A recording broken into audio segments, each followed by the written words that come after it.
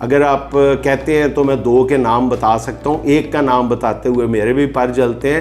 اب جب phone call record ہو رہی تھی تو انہوں نے کہا کہ جناب علی کہ یہ آپ نے فرمایا ہے، تو اگر میں یہ میڈیا میں جاری کر دوں تو آپ کی کیا عزت رہ جائے گی کہ شہباز شریف صاحب نے بڑے بھیا کی 1-2 باتیں ماننے سے انکار کر دیا ہے۔ تو انہوں نے وہ چارٹ بنانے کی کوشش کی۔ اب آپ کو بھی آپ ایمانداری سے بتائیں، اپنے دل پہ ہاتھ رکھ کے۔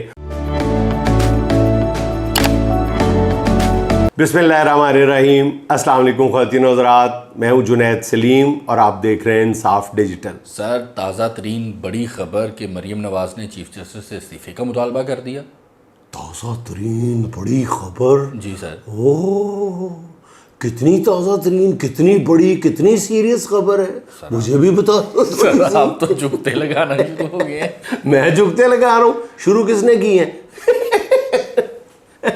یار مجھے سمجھ نہیں آتی یہ کتنی عام خبر ہے کہ مریم نے جو نہ 3 میں نہ 13 میں اس نے مطالبہ کر دیا ہے کہ چیف جسٹس صاحب استعفیٰ دے دیں۔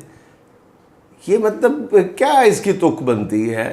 مطلب یہ واقعی بہت بڑی خبر ہے، یہ اتنی بڑی خبر ہی ہے جتنی ٹرمپ کی گرفتاری کی خبر ہے۔ کیسے بڑی خبر ہے؟ مجھے بھی تو سمجھاؤ تھوڑا سا، کیسے بڑی خبر ہے؟ اس سے بڑی خبر تو یہ ہے کہ مریم نواز نے اپنے ہاتھوں سے فروٹ چاٹ بنائی ہے، وہ سمجھ آتی ہے۔ فروٹ چاٹ بنانا وہ واقعی بڑی خبر ہے۔ لیکن مریم اورنگزیب نے جو مسالہ مریم اورنگزیب نے وہی کام کیا ہے جو اس کو زیب دیتا ہے، جو مریم اورنگزیب صاحبہ کو زیب دیتا ہے، مسالہ چھڑکنا یا زخموں پہ نمک چھڑکنا۔ آج ان کو کہنا چاہیے نا پٹو کو، کیا کہتے ہیں، پٹو مرو رو، آج کہنا چاہیے تھا ان کو۔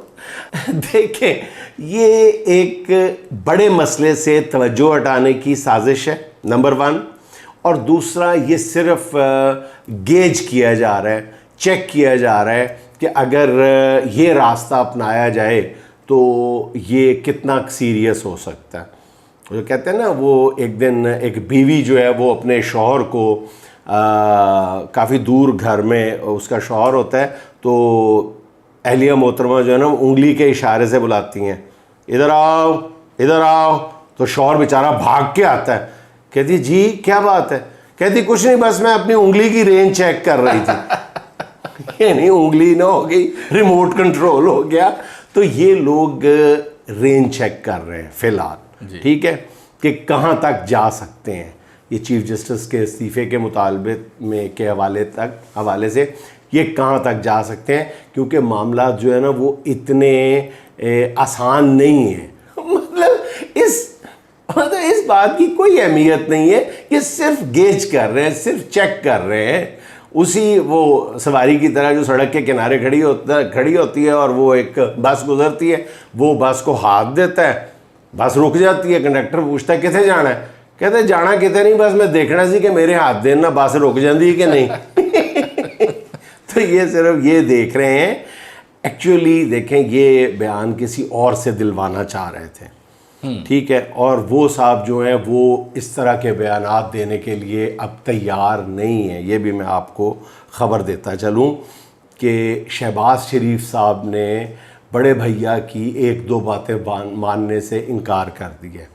انہوں نے کہا ہے کہ یہ فلاں جو ڈومینز ہیں نا، فلاں جو ایریاز ہیں، یہاں پر میں قدم نہیں رکھوں گا، یہاں پر میرے پر جلتے ہیں۔ تو اس لیے انہوں نے ایک بڑا مقصد جو تھا نا اس بیان کا، وہ یہ ہے کہ کچھ وزن اپنے اوپر لے کے گیج کیا جائے تاکہ باقی پارٹی لیڈرشپ کو بھی آن بورڈ لیا جائے اس مطالبے کے حوالے سے۔ اور آپ کو ایک اور خبر بھی دیتا چلوں کہ لاہور سے تعلق رکھنے والے ایک لوہے کے چنے نے بھی یہ بیان دینے سے انکار کر دیا تھا۔ اچھا، انہوں نے کہا تھا کہ جی میں یہ ڈائریکٹلی مطالبہ نہیں، بلکہ ان سے مطالبہ بھی اس سے بڑا مطالبہ کرنے کے لیے کیا گیا تھا کہ آپ اس سے بڑا مطالبہ کریں، یہ مطالبہ کیا گیا تھا ان سے۔ تو وہ لوہے کے چنے نے کہا تھا کہ نہیں جی میں لوہے کا چنا ضرور ہوں لیکن ایڈے بھی لوہے دا نہیں، ٹھیک ہے, تو انہوں نے بھی انکار کر دیا تھا. تو یہ ایک اس وقت پارٹی کے لیے جو سب سے بڑا کرائسس بنا ہوا ہے نا نون لیگ کے لیے, وہ یہی بنا ہوا ہے کہ اس معاملے کو کیسے آگے لے کے چلا جائے. ہو کیا رہا ہے, نون لیگ ایک ڈائلیما کا شکار ہے اس وقت. ایک طرف بھرپور تیاریاں کر رہی ہے پی ٹی آئی الیکشن لڑنے کے لیے, وہ چوتھے گیئر میں الیکشن موڈ میں ہے, ٹھیک ہے, چوتھے گیئر میں جا رہی ہے. ٹکٹوں کی تقسیم ہو رہی ہے, اور میں اس کی تفصیل بھی آپ کو بتا دیتا ہوں کہ وہ کہاں تک جا رہے ہیں, پی ٹی آئی کہاں تک جا رہی ہے. لیکن دوسری طرف مکمل خاموشی ہے, مکمل خاموشی ہے, اور انتہائی مایوسی کی حدوں کو چھونے والی خاموشی ہے نون لیگ کے اندر. نون لیگ کے اندر 2 دن پہلے یہ ہوا کہ مسالے والی سرکار نے, مسالہ چھڑکنے والی سرکار نے 3 ایم پی ایز کو کہا کہ بڑی بیوی یعنی مریم صاحبہ آپ سے بات کرنا چاہتی ہیں. تو ان کے بارے میں یہ تھا کہ یہ شاید جو ہے ٹکٹ واپس کر رہے ہیں نون لیگ کے, ٹھیک ہے. وہ تینوں بلکہ 5 لوگ اس وقت ایک جگہ پہ بیٹھ کے افطاری کر رہے تھے. تو ان میں سے پہلے تو ایک نے تو فون ہی نہیں سنا, ان کو پتہ چل گیا کہ وہ تینوں اکٹھے بیٹھے ہیں. تو پھر دوسرے کو فون کیا گیا, انہوں نے بھی فون نہیں سنا. تیسرے نے فون سن کے کہا کہ میں تھوڑی دیر کے بعد رنگ بیک کرتا ہوں. اب یہ وہ لوگ تھے جو مریم بی بی کا فون سن کے فون کی پہلی بیل پہ کھڑے ہو جایا کرتے تھے. تو آج انہوں نے کہا کہ جی میں فون نہیں سنتا. اس کے بعد انہوں نے کہا تھوڑی دیر کے آدھے پونے گھنٹے کے بعد فون کیا, تو انہوں نے کہا کہ جی آپ کو میں نے کہا تھا کہ مریم بی بی نے اسے کہا جی میں نے نماز پڑھ رہا تھا. تو نماز زیادہ ضروری تھی کہ مریم صاحبہ کا فون زیادہ ضروری تھا؟ تو مسالے والی سرکار اتنی غصے میں تھی کہ انہوں نے کہا کہ مریم کا فون زیادہ ضروری تھا. اور بدقسمتی یہ کہ وہ فون جو کال تھی وہ ریکارڈ ہو رہی تھی. اچھا. اب جب فون کال ریکارڈ ہو رہی تھی تو انہوں نے کہا کہ جناب علی کہ یہ آپ نے فرمایا ہے, تو اگر میں یہ میڈیا میں جاری کر دوں تو آپ کی کیا عزت رہ جائے گی. اس فون کال سے پہلے یہ جملہ بھی ہو چکا تھا. پیسوں کا جب ذکر آیا تو انہوں نے کہا کہ آپ کو 5 کروڑ روپے سے زیادہ پارٹی فنڈ آفر کیا جا چکا ہے, اور آپ کو کیا چاہیے. تو انہی صاحب نے کہا کہ جی 5 کروڑ چھوڑیں, ہم 3 بندے بیٹھے ہیں, ہم 15 کروڑ روپیہ آپ کو دیتے ہیں, آپ کسی اور کو ٹکٹ دے دیں. واہ. یعنی عالم یہاں, اور یہ میں پوری سنجیدگی کے ساتھ آپ کو یہ بات بتا رہا ہوں. اگر آپ کہتے ہیں تو میں 2 کے نام بتا سکتا ہوں, ایک کا نام بتاتے ہوئے میرے بھی پر جلتے ہیں, کیونکہ ان صاحب نے جو ہے وہ سب سے پہلے مریم بی بی کا فون سننے سے انکار کیا تھا. ٹھیک ہے. ہنٹ یہ ہے کہ جو ایک صاحب جنہوں نے آخر میں یہ جرت دکھائی ہے وہ 2 دفعہ پارٹی بدل چکے ہیں اپنی, ٹھیک ہے, اور وہ جنوبی پنجاب کے ان کے حوالے سے بہت زیادہ وہ ان کے دلدادہ سمجھے جاتے تھے. اور وہ ان کے یعنی وہ مریم کے بہت کلوز سمجھے جاتے تھے, لیکن وہ جو شہباز شریف کے دوسرے مخالف کیمپ میں سے سمجھے جاتے تھے. ان کی طرف سے اگر یہ جواب آیا ہے تو باقی آپ اندازہ لگانے کی کوشش آپ کر لیں کہ معاملہ کہاں تک خراب ہو چکا ہے. تو یہ 2 طرفہ یہ جو ہے نا یہ 2 مقاصد حاصل کرنا چاہ رہی ہے اس وقت نون لیگ ایسے مطالبات کر کے. ان کو پتہ ہے کہ ایسے مطالبات نہ مانے جانے ہیں. سپریم کورٹ نے ڈیسیژن دے دیا ہے, الیکشن ہونا ہی ہونا ہے, الیکشن نہ کروانے پہ کافی سختیاں برداشت کرنی پڑیں گی. وہ سختیاں برداشت کرنے کے لیے کوئی تیار نہیں ہے. اس لیے یہ جو ہے نا وہ 2 طرح کے تیر ہوا میں چھوڑ رہے ہیں. ایک تو یہ جو جیسے اب انہوں نے کیا ہے کہ فوٹو کوئی جو یہ چارٹ واٹ بنائی ہے, جیسے عمران خان کی اس طرح کی کوئی ایکٹیویٹی افطاریوں کی تصویریں آئیں, تو انہوں نے کہا چلو خاموشی سے بہتر ہے کہ کچھ نہ کچھ جو ہے وہ میڈیا میں پھینکا جائے. تو وہ انہوں نے وہ چارٹ بنانے کی کوشش کی. اب آپ کو بھی آپ ایمانداری سے بتائیں, اپنے دل پہ ہاتھ رکھ کے, یا پاکستان کے 22 کروڑ لوگوں میں سے کوئی دل پہ ہاتھ رکھ کے بتائے کہ مریم بی بی نے کبھی افطاری بنائی ہوگی پچھلے 10 برسوں کے دوران؟ بتائیں. بالکل نہیں.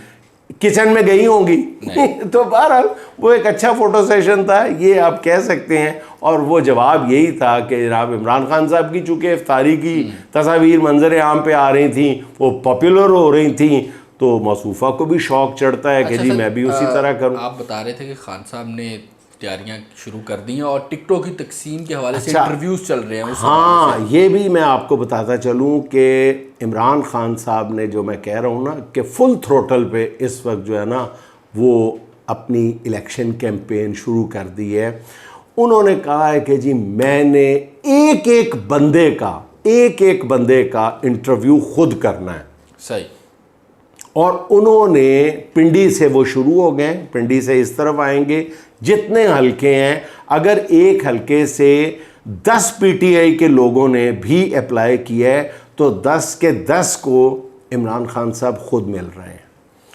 अच्छा, ना सिर्फ ये मिल रहे हैं, उसमें चाहे कोई वज़ीर है, चाहे कोई मुशीर है, चाहे कोई इमरान खान साहब का दोस्त है, इमरान खान साहब ने एक पूरा क्राइटेरिया बनाया। खान साहब कहते हैं जी जवाब दें, आप कहाँ थे, फ़लाँ वक्त आप कहाँ थे, पार्टी के लिए आपने क्या किया। उससे बड़ी बात जो इम्पॉर्टेंट है मेरे लिए वो ये है कि वो ये ज़रूर पूछ रहे हैं कि जब आप जीत जाएंगे तो आप करेंगे क्या, आप करेंगे क्या, यानी उनमें आगे उनके लिए उनके ज़हन में कोई विज़न है या नहीं। उससे भी ज़्यादा इम्पॉर्टेंट बात आपको ये बताऊं जो मुझ जैसे के लिए बहुत खुशी का बायस है कि खान साहब पूरी कोशिश कर रहे हैं कि मरूसी सियासत का जिस हद तक हो सकता है ख़ात्मा नहीं तो उसमें कमी लाई जा सके। उसकी आपको मैं मोटी मिसाल दे देता हूँ कि लाहौर में 2 भाई जो हैं वो दोनों भाई बराबर की अहलियत रखते हैं इलेक्शन जीतने की, और पिछले दिनों एक भाई ने तो मार के दिखा दिया है। ठीक है, जब उनकी बारी है ज़िमनी इलेक्शन में और बहुत मुश्किल से मुकाबला जीता है, उसकी कीमत भी भुगतना पड़ी, गिरफ्तारियां, छापे, मुकदमे, सब कुछ हुआ उस बंदे पे। तो वो 2 भाई हैं, लेकिन खान साहब ने अभी तक जो है वो कहा कि जी टिकट तो एक को मिलेगी। हालांकि अगर आप मेरिट पे भी देखें ना तो शायद दोनों का ही हक बनता है और बराबर का हक बनता है, लेकिन खान साहब ने कहा कि जी टिकट मैं एक को दूंगा। अभी हालांकि शायद वो बाद में अपना फ़ैसला बदल लें, लेकिन अभी तक जो है वो खान साहब अपनी इस बात पे कायम है कि मरूसी सियासत जो है जब तक इसका ख़ात्मा मुमकिन नहीं होगा उस वक्त तक हम इस पूरे सियासी निज़ाम को ट्रैक पे नहीं ला सकेंगे। सर फिर आज की छोटी सी बात पे इख्तिताम करें। आज की छोटी सी बात ये है कि खुदा के लिए खैरात में दिखावा ना करें, गरीब तक खैरात इस तरह पहुँचाएँ जैसे जॉइंट फैमिली सिस्टम में बीवी तक बर्गर पहुँचाते हैं। नाज़रीन खुश रहें, खुश रखें। आपसे मुलाकात होगी इंशाल्लाह अगले व्लॉग में।